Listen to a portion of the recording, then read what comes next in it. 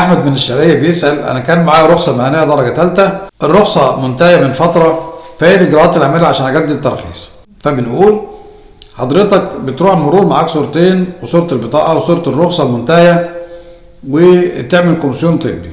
حددت جلسه كومسيون طبي، نجحت في الكشف، معاك الفيش والتشبيه موجه للمرور، معاك شهاده المخالفات للرخصه المهنيه، كومسيون موجود في المرور، بتاخد شهادتين تامينات ونقابه بتساوي التامينات المتاخره والنقابه العماليه، وترجع المرور تجدد الترخيص تاني.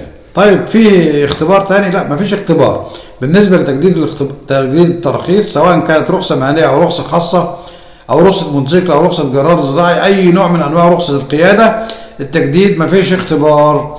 يبقى محدش يضحك عليك ويقول لك روح اختبر، ادفع للمدرسه عشان تختبر تاني وتجدد رخصه تاني عشان نديلك الرخصه الجديده.